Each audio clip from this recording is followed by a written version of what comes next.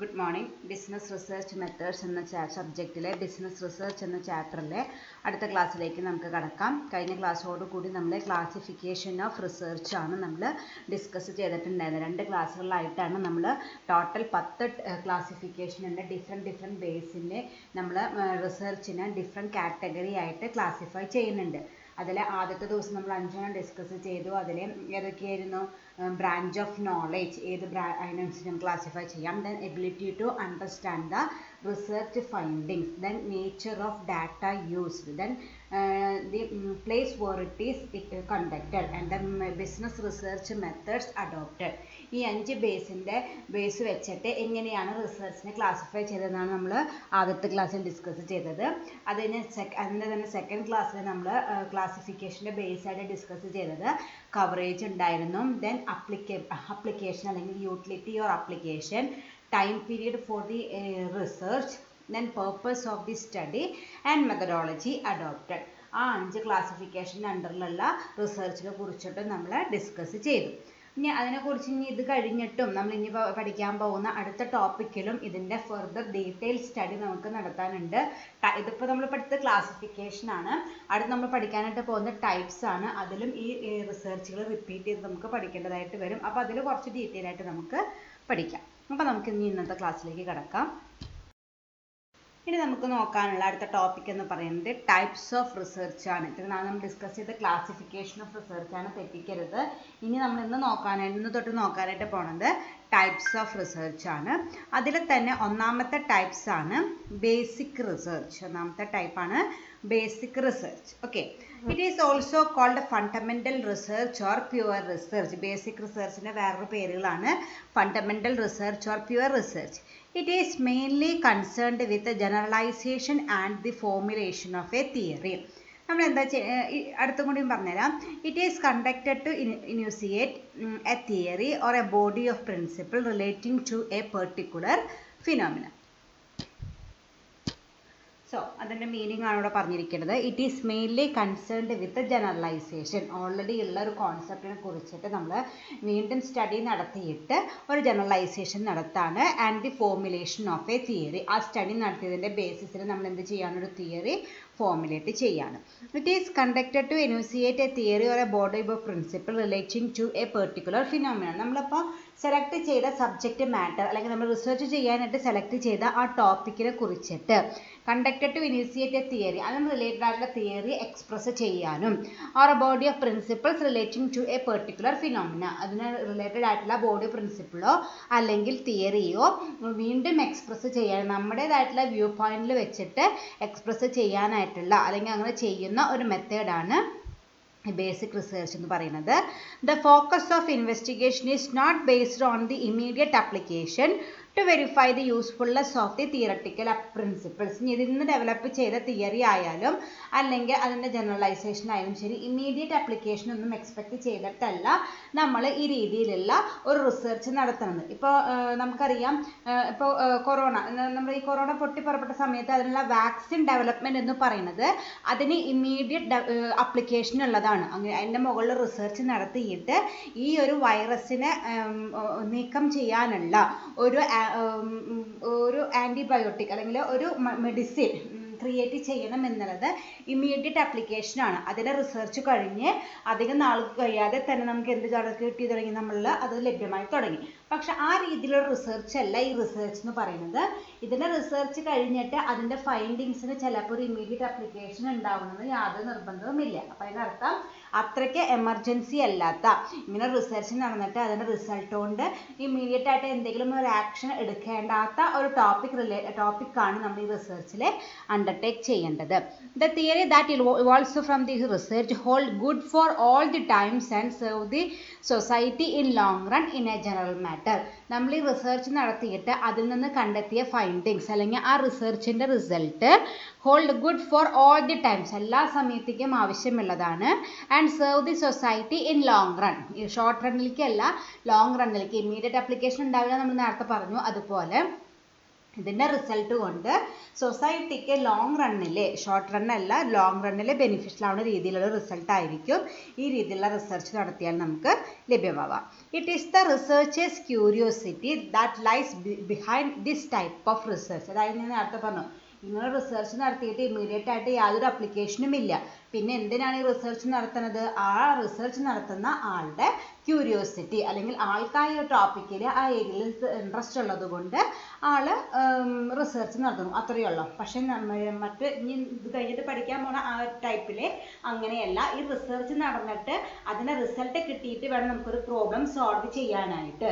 അപ്പോൾ അതൊരു immediate requirement ആണ്. അതേപോലത്തെ ഒരു ഇമ്മീഡിയറ്റ് റിക്വയർമെന്റ് ഇല്ലാത്ത ടോപ്പിക്കുകൾ മാത്രമേ അത് ഈ ബേസിക് റിസർച്ചിന്റെ അണ്ടറിൽ വരുള്ളൂ. ഓക്കെ, ഇനി ഉണ്ട് അടുത്ത സ്ലൈഡിലുണ്ട് തിയറി.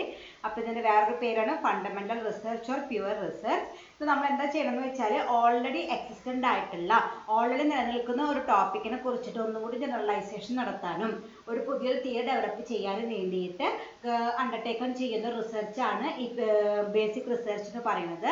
ഇതിൻ്റെ റിസൾട്ടിന് ഇമ്മീഡിയറ്റ് അപ്ലിക്കേഷൻ ഉണ്ടാവില്ല. അത് സൊസൈറ്റിക്ക് ലോങ് റണ്ണിലേക്ക് ബെനിഫിഷ്യൽ ആയിരിക്കും ഇതിൻ്റെ റിസർച്ച്.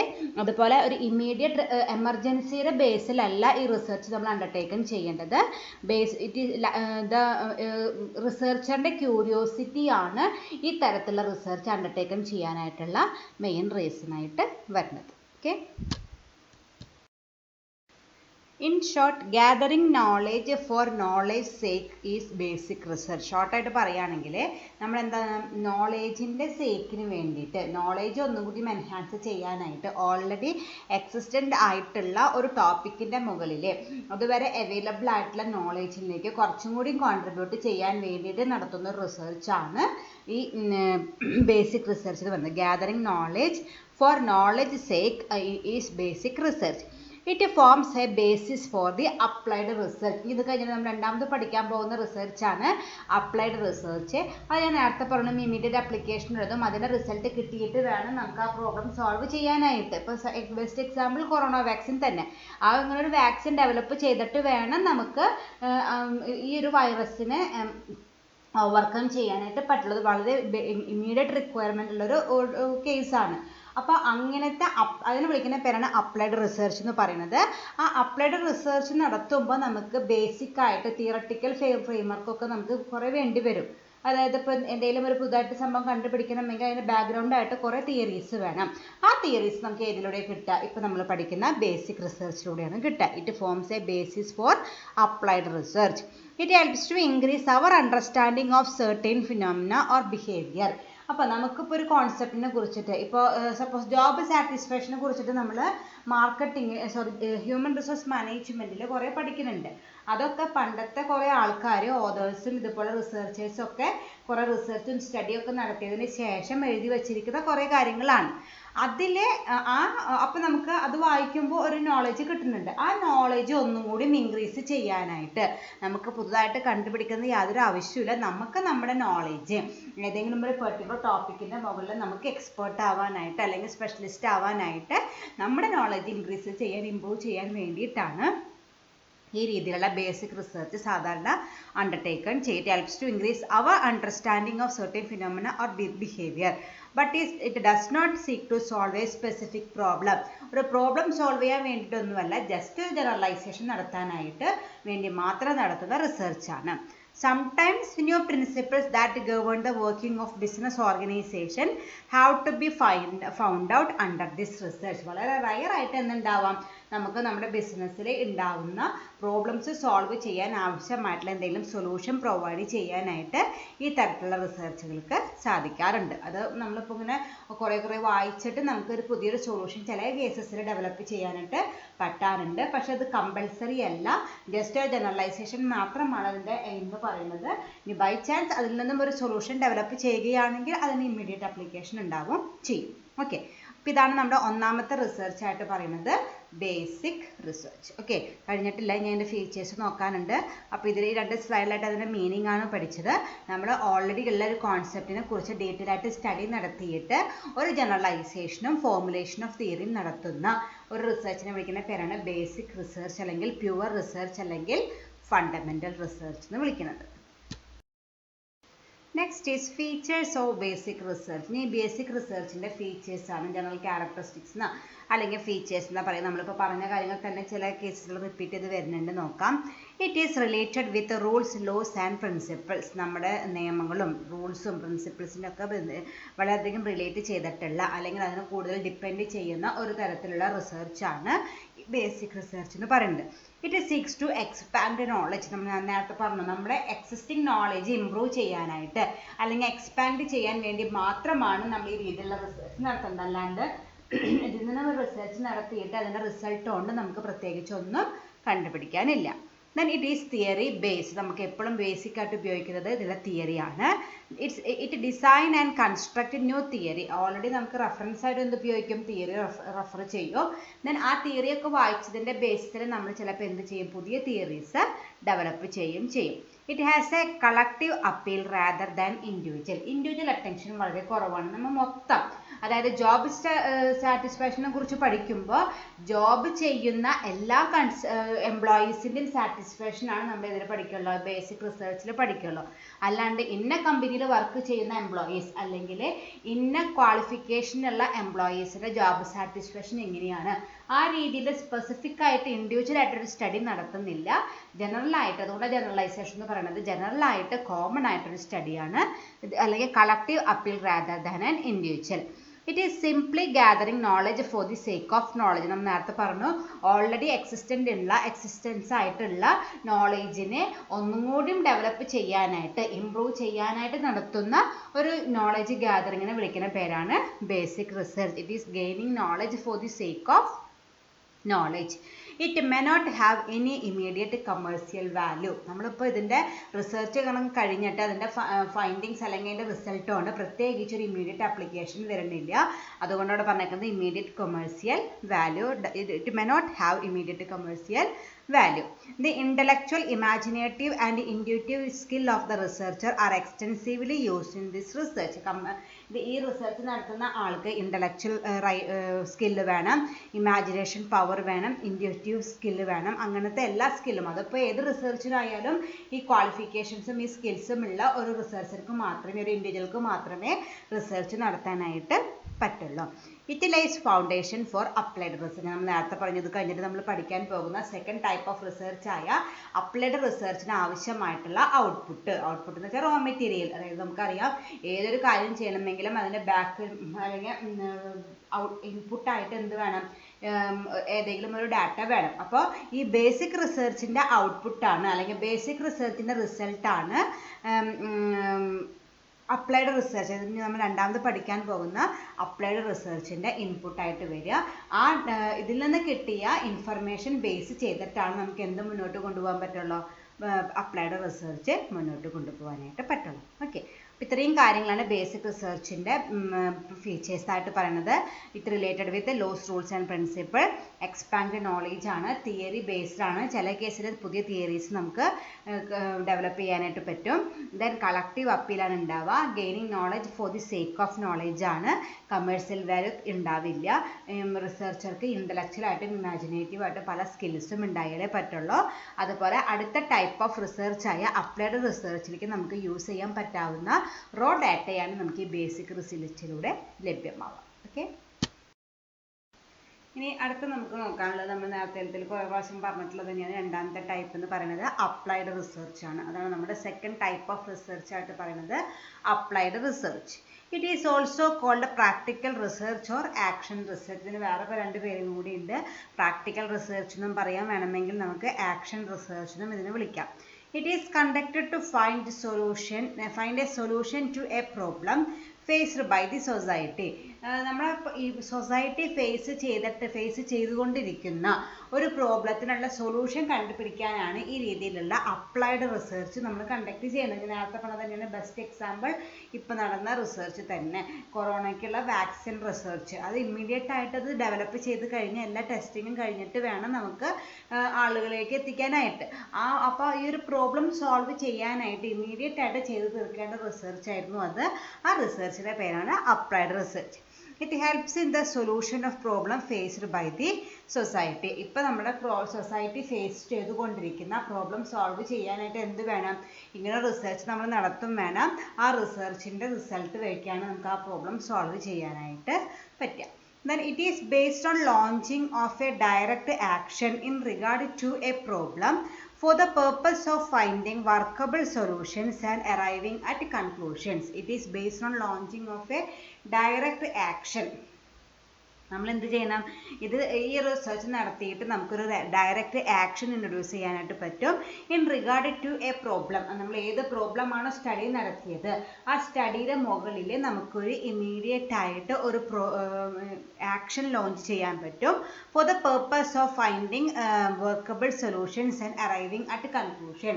എന്തിനു വേണ്ടിയിട്ടാണ്? നമുക്ക് ആ പ്രോബ്ലം സോൾവ് ചെയ്യാനും കൺക്ലൂഷനിൽ അറൈവ് ചെയ്യാനും വേണ്ടി നമുക്ക് ഇമ്മീഡിയറ്റ് ആയിട്ടൊരു ആക്ഷൻ അതിൻ്റെ മുകളിൽ നടത്തേണ്ടതായിട്ട് വരും. അല്ലാണ്ട് നമ്മൾ നേരത്തെ മെത്തേഡിൽ ടൈപ്പിൽ പഠിച്ചോണം ഇത് നമുക്ക് ഇമ്മീഡിയറ്റ് ആപ്ലിക്കേഷൻ അല്ല, ഫ്യൂച്ചറിൽ സൊസൈറ്റിക്ക് യൂസ്ഫുൾ ആയിട്ട് മാറ്റിവെക്കാൻ പറ്റാവുന്ന ഒരു ടൈപ്പ് ഓഫ് റിസർച്ച് അല്ല ഇത്. നമ്മുടെ ഇതിൻ്റെ റിസൾട്ട് കിട്ടിക്കഴിഞ്ഞാൽ അതിന് ഇമ്മീഡിയറ്റ് ആപ്ലിക്കേഷൻ ഉണ്ട്. അതുകൊണ്ടാണ് അതിന് ആക്ഷൻ റിസർച്ച് എന്ന് പറയുന്നത്. ഇത് ഈ റിസർച്ച് അവസാനിപ്പിച്ചാൽ അത് അപ്പം തന്നെ എന്താണ് നമ്മൾ അപ്ലൈ ചെയ്യാണ് പോണത്. അതുകൊണ്ടാണ് അതിന് അപ്ലൈഡ് റിസർച്ച് എന്നും പറയുന്നുണ്ട്. ഇമ്മീഡിയറ്റ് ആക്ഷൻ ഉള്ളത് കൊണ്ട് അതിനെ ആക്ഷൻ റിസർച്ച് എന്നും വിളിക്കുന്നുണ്ട്. Research to identify any social, economic or political trends of a particular situation belongs to this category. അതാണ് പറയുന്നത് എന്തെങ്കിലും ഒരു സോഷ്യലായിട്ടോ എക്കണോമിക്കലായിട്ടോ പൊളിറ്റിക്കലായിട്ടോ ഉള്ള എന്തെങ്കിലും ഒരു പ്രോബ്ലത്തിനുള്ള സൊല്യൂഷൻ കണ്ടുപിടിക്കാനായിട്ടുള്ള ഏതൊരു റിസർച്ച് നമുക്ക് ഈ കാറ്റഗറിയിൽ പെടുത്താനായിട്ട് പറ്റും. അപ്പോൾ അതിൻ്റെ പേരാണ് അപ്ലൈഡ് റിസർച്ച് എന്ന് പറയുന്നത്. നമ്മൾ എന്താണ് ചെയ്യുന്നത്? ഇമ്മീഡിയറ്റ് ആയിട്ട് സൊസൈറ്റി ഫേസ് ചെയ്തുകൊണ്ടിരിക്കുന്ന ഒരു പ്രോബ്ലത്തിന് ഒരു സൊല്യൂഷൻ കണ്ടുപിടിക്കാൻ വേണ്ടി നമ്മൾ അണ്ടർടേക്കൺ ചെയ്യുന്ന ഒരു ടൈപ്പ് ഓഫ് റിസർച്ചിനെ വിളിക്കുന്ന പേരാണ് അപ്ലൈഡ് റിസർച്ച് എന്ന് പറയുന്നത്. അതിന് ഇമ്മീഡിയറ്റ് ആപ്ലിക്കേഷൻ അല്ലെങ്കിൽ ഡയറക്റ്റ് ആക്ഷൻ ഉള്ളത് കൊണ്ട് തന്നെയാണ് അതിന് അപ്ലൈഡ് റിസർച്ച് എന്നല്ലെങ്കിൽ ആക്ഷൻ റിസർച്ച് എന്ന് വിളിക്കുന്നത്. നമ്മുടെ സോഷ്യലായിട്ടോ എക്കണോമിക്കലായിട്ടോ പൊളിറ്റിക്കലായിട്ടോ ഏത് ഫീൽഡ് ആയാലും കുഴപ്പമില്ല, ആ രീതിയിലുള്ള ഏതെങ്കിലും ഒരു പ്രോബ്ലത്തിന് സൊല്യൂഷൻ കണ്ടുപിടിക്കാൻ ഹെൽപ്പ് ചെയ്യുന്ന ഒരു ടൈപ്പ് ഓഫ് റിസർച്ച് ആണ് ഈ applied research. Okay, next is features of applied research. ഇപ്പോൾ നമ്മൾ അതിൽ മീനിങ് പഠിച്ചു, ഇനി അതിൻ്റെ ഫീച്ചേഴ്സ് എന്തൊക്കെയാണെന്ന് നോക്കാം. It is problem oriented. നമ്മൾ കഴിഞ്ഞ ബേസിക് റിസർച്ചിൽ പഠിച്ച പോലെയല്ല, ഇതിൽ ബേസ് ആയിട്ട് എന്തുണ്ടാവും? ഒരു പ്രോബ്ലം ഉണ്ടാവും. അതിനെ കുറിച്ചിട്ടാണ് നമ്മൾ ഡീറ്റെയിൽ ആയിട്ട് സ്റ്റഡി നടത്തേണ്ടത്. It is problem oriented. It involves application of theories or construction of models to find solutions to the problem faced by the society. നമ്മൾ എന്താണ് ചെയ്യുന്നത്? ഓൾറെഡി മറ്റ് റിസർച്ചേഴ്സും ഓതേഴ്സും എല്ലാം ഡെവലപ്പ് ചെയ്ത തിയറീസ് അപ്ലൈ ചെയ്തിട്ടോ അല്ലെങ്കിൽ നമ്മളായിട്ട് പുതിയൊരു മോഡൽ കൺസ്ട്രക്ട് ചെയ്തിട്ടോ ഒരു പ്രോബ്ലത്തിന് സൊല്യൂഷൻ ആ പ്രസൻറ്റ് സിറ്റുവേഷനിൽ സൊസൈറ്റി ഫേസ് ചെയ്യുന്ന ഒരു പ്രോബ്ലത്തിന് സൊല്യൂഷൻ കണ്ടെത്തലാണ് ഇതിൻ്റെ മെയിൻ മീനിങ് ആയിട്ട് പറയുന്നത്. It involves application of theories or construction of models. ഒന്നല്ലെങ്കിൽ മറ്റുള്ളവർ ഡെവലപ്പ് ചെയ്ത തിയറി യൂസ് ചെയ്യാം, അല്ലെങ്കിൽ നമ്മൾ സ്വയമായിട്ട് ഈ പ്രോബ്ലം സോൾവ് ചെയ്യാനായിട്ടൊരു മോഡൽ കൺസ്ട്രക്ട് ചെയ്യാം. എന്നിട്ട് സൊസൈറ്റി ഫേസ് ചെയ്യുന്ന പ്രോബ്ലത്തിന് ഒരു സൊല്യൂഷൻ പ്രൊവൈഡ് ചെയ്യണം. Then it is need based. അതാണ് ഇമ്പോർട്ടൻറ്റ്. ഞാൻ നേരത്തെ പറഞ്ഞു, ഇപ്പം നമ്മുടെ ആവശ്യം എന്തായിരുന്നു? അത് സോൾവ് ചെയ്യാൻ വേണ്ടിയിട്ട് വളരെ ഇമീഡിയറ്റ് ആയിട്ട് എമർജൻസി ആയിട്ട് സൊല്യൂഷൻ കണ്ടുപിടിക്കേണ്ട ഒരു പ്രോബ്ലത്തിനെ കുറിച്ചിട്ടാണ് നമ്മൾ അപ്ലൈഡ് റിസർച്ചിൽ റിസർച്ച് നടത്തുക. It has high practical relevance. Need based ആയതുകൊണ്ട് തന്നെ ഇതിൻ്റെ റിസൾട്ട് കിട്ടിയിട്ട് വേണം സൊസൈറ്റിക്ക് ആ പ്രോബ്ലം സോൾവ് ചെയ്യാനായിട്ട് പറ്റുള്ളൂ. അപ്പോൾ അതുകൊണ്ട് അതിൻ്റെ റിസൾട്ടിന് വളരെയധികം പ്രാക്ടിക്കബിലിറ്റി ഉണ്ട്. അതിൻ്റെ റിസൾട്ട് പുറത്തു വന്നാൽ അത് നമുക്ക് ഇമ്മീഡിയറ്റ് ആയിട്ട് ഇംപ്ലിമെൻറ്റ് ചെയ്യേണ്ടതായിട്ട് വരും. It is result oriented and is driven by clear aims. ഇതെന്താണ്? അതിന് റിസൾട്ടിന് വളരെയധികം ഇമ്പോർട്ടൻസ് ഉണ്ട്. നമ്മൾ നേരത്തെ പഠിച്ച ബേസിക് റിസർച്ചിൽ റിസൾട്ട് ഉണ്ടെങ്കിലും അതിന് ഇമ്മീഡിയറ്റ് ആപ്ലിക്കേഷൻ ഇല്ലാത്തത് കൊണ്ട് കുറച്ച് ലേറ്റ് ആയാലും കുഴപ്പമില്ല. പക്ഷെ അതുപോലെ ആവില്ല അപ്ലൈഡ് റിസർച്ചിൽ. ഇതിൻ്റെ ഒരു റിസൾട്ട് അല്ലെങ്കിൽ ഇതിനൊരു സൊല്യൂഷൻ കിട്ടിയിട്ട് വേണം സൊസൈറ്റിയിലേക്ക് അത് കൊണ്ടുവന്നിട്ട് വേണം ആ പ്രോബ്ലം സോൾവ് ചെയ്യാനായിട്ട്. അതുകൊണ്ട് തന്നെ it is result oriented and is driven by clear aims. അതിന് കൃത്യമായിട്ടൊരു എയിം ഉണ്ട്. ഇന്നത് ചെയ്യണം, ഇന്ന ദിവസത്തിനുള്ളിൽ അല്ലെങ്കിൽ ഇത്ര പീരീഡിനുള്ളിൽ ഇത്ര മാസത്തിനുള്ളിൽ അത് കംപ്ലീറ്റ് ചെയ്തിരിക്കണം എന്നൊരു എയിമും ഉണ്ട്. Then solutions to the problem helps in framing fundamental laws which will be helpful in fundamental research. solutions to the problem to help in framing fundamental laws which will be helpful in fundamental research. ഈ applied റിസർച്ചിൻ്റെ വേറൊരു പേര് നമ്മൾ 2 പേര് പഠിച്ചിട്ടുണ്ടായിരുന്നു. അതിൽ practical and applied റിസർച്ചിലല്ല, നമ്മുടെ basic റിസർച്ചിലെ വേറൊരു പേരായിരുന്നു fundamental research എന്ന് പറയുന്നത്. അപ്പോൾ അതിനെ അവിടെ നമ്മൾ പഠിച്ചിട്ടുണ്ടായിരുന്നു അതിൽ കണ്ടുപിടിച്ച കാര്യങ്ങളൊക്കെ അപ്ലൈഡ് റിസർച്ചിൽ ഉപയോഗിക്കാമെന്ന്. അതുപോലെ തന്നെ ഇത് നേരെ തിരിച്ചു പറഞ്ഞു എന്നുള്ള solutions to the problem helps in framing fundamental laws which will be helpful in fundamental research. ഇതിലെ കണ്ടുപിടിച്ച കാര്യങ്ങൾ ഇനി ഇതിന് ശേഷം നടത്തുന്ന വേറൊരു ബേസിക് റിസർച്ചിലെ ഒരു തിയറി ആയിട്ട് അവർക്ക് യൂസ് ചെയ്യാനായിട്ട് പറ്റും. ഓക്കെ, നേരത്തെ പറഞ്ഞത് എന്താണ്? ആ ബേസിക് റിസർച്ചിൽ കണ്ടുപിടിച്ച കാര്യങ്ങൾ ഇവർക്ക് ഈ അപ്ലൈഡ് റിസർച്ച് നടത്തുമ്പോൾ, ഇപ്പോൾ സപ്പോസ് 2021 ജനുവരിയിലാണ് റിസർച്ച് നടത്തുന്നതെന്ന് വിചാരിക്കുക. ആ ഒരു ഡേറ്റ് വരെ നടന്ന ബേസിക് റിസർച്ചിൻ്റെ റിസൾട്ടുകളൊക്കെ തിയറികളൊക്കെ ഇതിൽ അപ്ലൈ ചെയ്യാം. ഈ അപ്ലൈഡ് റിസർച്ചിൽ ഇപ്പോൾ ജനുവരി 21 നടന്ന റിസർച്ചിൽ യൂസ് ചെയ്യാം. ദെൻ ഈ 21 നടന്ന റിസർച്ച് ഒരു 22 ആകുമ്പോഴേക്കും അവസാനിച്ചു എന്ന് വിചാരിക്കുക. ദെൻ 22 ശേഷം നടക്കുന്ന ബേസിക് റിസർച്ചിൽ നമുക്ക് ഏത് ഉപയോഗിക്കാം? ഈ 22 അവസാനിച്ച അല്ലെങ്കിൽ 21 സ്റ്റാർട്ട് ചെയ്ത ഈ റിസർച്ചിൻ്റെ ഇൻഫർമേഷൻ എന്തായിട്ട് മാറി? പുതിയൊരു തിയറി ആയിട്ട് മാറി. ദെൻ അതിന് ബേസിക് റിസർച്ചിൽ നമുക്ക് യൂസ് ചെയ്യാനും പറ്റും. അപ്പോൾ അതാണ് പറയുന്നത് solution to the problem helps in framing fundamental laws which will be helpful in fundamental research. Then it can contribute new facts. നമുക്ക് എന്ത് ചെയ്യാൻ പറ്റും? പുതിയ ഫാക്ട്സുകൾ കോൺട്രിബ്യൂട്ട് ചെയ്യാൻ പറ്റും. പുതിയ പുതിയ കണ്ടുപിടുത്തങ്ങൾ എന്ന് പറയില്ലേ, അതുപോലെ പുതിയ പുതിയ ഫാക്ട്സ് നമുക്ക് കോൺട്രിബ്യൂട്ട് ചെയ്യാനായിട്ട് പറ്റും. Then it makes practice better by testing the theory behind it. നമുക്ക് പ്രാക്ടിക്കബിലിറ്റി ഉണ്ടെന്ന് നമുക്ക് പറഞ്ഞു.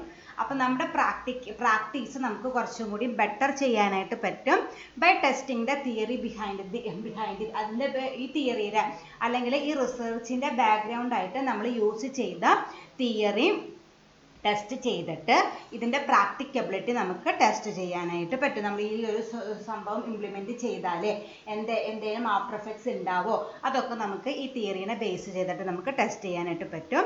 Then it ഇൻറ്റഗ്രേറ്റ്സ് previous theories. നമ്മൾ നേരത്തെ പഠിച്ചിട്ടുണ്ട് ബേസിക് തിയറീസിൽ കണ്ടുപിടിച്ച അല്ലെങ്കിൽ ബേസിക് റിസർച്ചിൽ കണ്ടുപിടിച്ച തിയറീസ് ഒക്കെ ഇതിൽ നമുക്ക് യൂസ് ചെയ്യാനായിട്ട് പറ്റും. ഇതിൻ്റെ ഇൻപുട്ടായിട്ട് നമുക്ക് യൂസ് ചെയ്യാൻ പറ്റുന്നത് എന്താണ്? ബേസിക് റിസർച്ചിൽ കണ്ടുപിടിച്ച തിയറീസ് ആണ്. The time and cost factor are well planned and budgeted. നമുക്ക് ഈ ഒരു റിസർച്ച് നടത്തുമ്പോൾ എത്ര രൂപ ചിലവാകും, എത്ര ടൈം എടുക്കും എന്ന കാര്യങ്ങളൊക്കെ നമുക്ക് കൃത്യമായിട്ട് പ്ലാൻ ചെയ്യാനും ബഡ്ജറ്റ് കൃത്യമായിട്ട് എത്ര രൂപ ചിലവാകും എന്നുള്ള കാര്യങ്ങളൊക്കെ കൃത്യമായിട്ട് പ്ലാൻ ചെയ്യാൻ അപ്ലൈഡ് റിസർച്ചിൽ പറ്റും. അതേസമയം നമ്മൾ നേരത്തെ പറയാൻ വിട്ടുപോയ കാര്യമാണ് ബേസിക് റിസർച്ചിൽ അങ്ങനെ എത്ര സമയത്തിനുള്ളിൽ തീർക്കുമെന്നോ എത്ര കോസ്റ്റ് ആവുമെന്നോ യാതൊരു കാര്യവും നമുക്ക് പ്രെഡിക്റ്റ് ചെയ്യാനായിട്ട് പറ്റില്ല. കാരണം അതിന് അധികം ടൈം എന്താ പ്രെഡിക്റ്റ് ചെയ്യാൻ പറ്റുന്നത് വെച്ചാൽ അതിനത്രയും എമർജൻസി ഇല്ല. അപ്പോൾ ഇത്തിരി സ്ലോ ആയാലും കുഴപ്പമില്ല. അപ്പോൾ അങ്ങനെയല്ല അപ്ലൈഡ് റിസർച്ചിൽ എപ്പോൾ തീരും, എത്ര രൂപ ചിലവാകും എന്ന കാര്യങ്ങൾക്ക് കൃത്യമായിട്ട് നമുക്ക് എസ്റ്റിമേഷൻ ഉണ്ടാക്കാനായിട്ട് പറ്റും. ഇതൊക്കെയാണ് അപ്ലൈഡ് റിസർച്ചിൻ്റെ ഫീച്ചേഴ്സായിട്ട് പറയുന്നത്. പ്രോബ്ലം ഓറിയൻറ്റഡ് ആണ്. ദെൻ നമ്മൾ ഓൾറെഡി ഡെവലപ്പ് ചെയ്ത തിയറി അപ്ലൈ ചെയ്തിട്ട് നമ്മൾ സൊല്യൂഷൻ കണ്ടെത്താണ്. നീഡ് ബേസ്ഡ് ആണ്. പ്രാക്ടിക്കൽ റെലവൻസ് ഉണ്ട്. ആ പ്രാക്ടിക്കാലിറ്റി നമുക്ക് തിയറീസ് ഉപയോഗിച്ച് ടെസ്റ്റ് ചെയ്യാനായിട്ട് പറ്റും. റിസൾട്ട് ഓറിയൻറ്റഡ് ആണ്. കൃത്യമായിട്ടൊരു എയിം ഉണ്ട്. ദെൻ ഇതിൽ കണ്ടുപിടിച്ച കാര്യങ്ങൾ അത് കഴിഞ്ഞ് നടക്കുന്ന ബേസിക് റിസർച്ചിൽ നമുക്ക് യൂസ് ചെയ്യാനായിട്ട് പറ്റും. ദെൻ ഇതിൻ്റെ ബേസായിട്ട് അല്ലെങ്കിൽ ഈ ഒരു റിസർച്ചിൻ്റെ ബേസായിട്ട് മുമ്പ് നടന്ന ബേസിക് റിസർച്ചിൻ്റെ തിയറീസ് യൂസ് ചെയ്യാനായിട്ട് പറ്റും. ടൈം എത്രയാവും, കോസ്റ്റ് എത്രയാവും നമുക്ക് കൃത്യമായിട്ട് പ്രെഡിക്റ്റ് ചെയ്യാനും പറ്റും. ഓക്കെ, ഇനി അടുത്തതൊരു കമ്പാരിറ്റീവ് സ്റ്റഡിയാണ്. ഇപ്പോൾ നമ്മൾ 2 റിസർച്ചിനെ കുറിച്ചിട്ട് മെയിൻ 2 ടൈപ്പ് ഓഫ് റിസർച്ചിനെ കുറിച്ച് നമ്മൾ പഠിച്ചു കഴിഞ്ഞു. ബേസിക് റിസർച്ചും അപ്ലൈഡ് റിസർച്ചും. അത് തമ്മിലൊരു കമ്പാരിറ്റീവ് സ്റ്റഡിയാണ് നമുക്ക് നോക്കേണ്ടത്. അതാണ് നമ്മുടെ difference. Basic research is concerned with building theories versus applied research is concerned with testing theories. അതായത് ബേസിക് റിസർച്ചിൻ്റെ മെയിൻ ഉദ്ദേശം എന്ന് വെച്ചാൽ തിയറീസ് ഡെവലപ്പ് ചെയ്യുക. ഓൾറെഡി ഉള്ള കോൺസെപ്റ്റിൽ നിന്നും കൂടുതൽ പഠിച്ചിട്ട് പുതിയ ഇൻഫർമേഷൻസും ഫാക്ട്സും കണ്ടുപിടിച്ചിട്ട് പുതിയ തിയറീസ് ഡെവലപ്പ് ചെയ്യലാണ് ബേസിക് റിസർച്ചിൻ്റെ മെയിൻ എന്ന് പറയുന്നത്.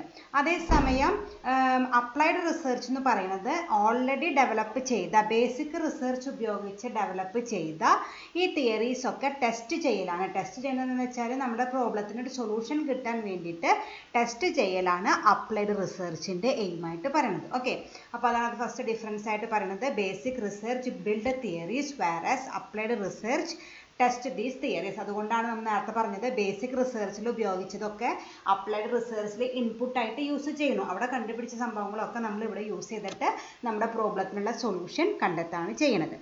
Second one, its scope is wide as it deals with any problem, whereas its scope is narrow as it study problems with immediate social consequences.